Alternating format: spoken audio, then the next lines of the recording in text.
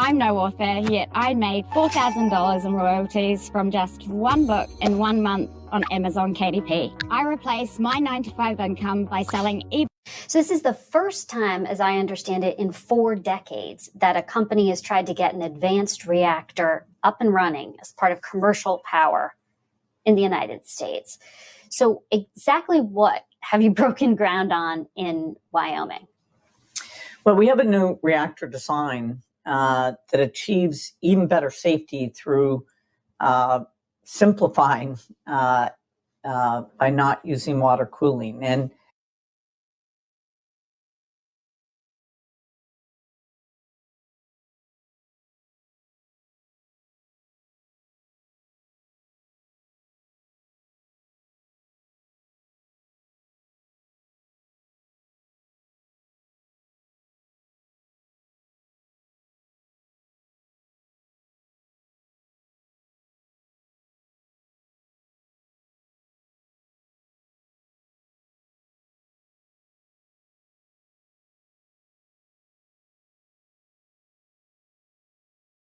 Recently, I have been following closely Professor Ian Shapiro's course on politics and the history of the last 30 years, a course given at Yale University.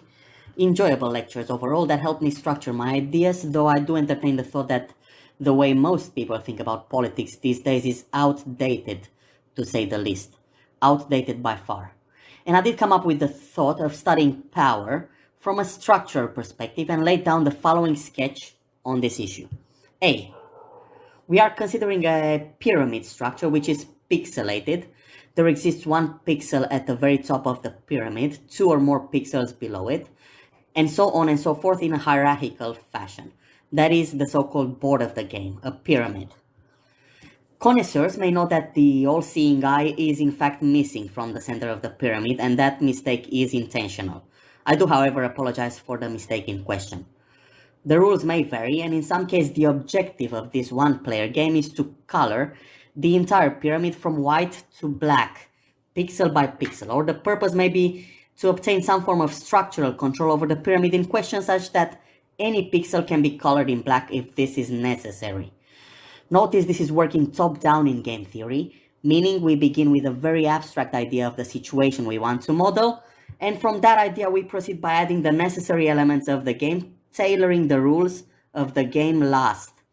Rules for coloring may be those of adjacency respecting hierarchy, namely that any top pixel colored in black may be able to color all, or a percentage of the pixels placed immediately below it. There may exist many variations. B.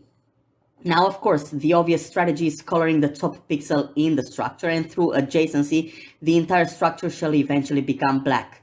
Yet this may not be the correct strategy if we need extreme computational efficiency, such as in C, getting rid of, or coloring, if you prefer, a particular pixel placed in the hierarchy in a random fashion. And we may be able to proceed tailoring the rules of the game, such as to account for D, the idea of public opinion, for example, a very important driving force in society in general. Notice that if we insert a line through the pyramid parallel to the base and high enough, the portion of the hierarchy that is below the line will greatly exceed numerically, or by number of pixels, if you prefer, the portion above it. A convenient case for those of us that like to keep the structure wide. Of course, we are able to study other types of geometries, such as E, the round table. Notice there's a perfect square there. A perfect square is a round table, no doubt about that.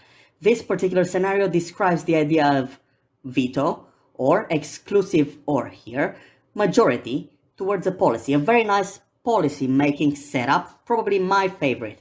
The idea is that in order to move from a status quo to another, either a consensus or else a numerical majority is required. Yes, I like this geometry very much. I'm a huge fan of round tables. But I also like F, the rectangle, a geometry that models the idea that there exist 2 parties playing a role in a particular decision process. Possibly a party in the majority and one in the minority, acting with the purpose of censorship towards the one in the majority. And finally, G, a strategy for debilitating the adversary. These are the 2 points I have managed to come up with so far for, let's say, a guaranteed strategy. And these 2 points are as follows. 1, prevent the adversary from congregating, a defensive strategy. And 2, establish control over adversary communication, a passive offensive strategy. Thanks for the attention.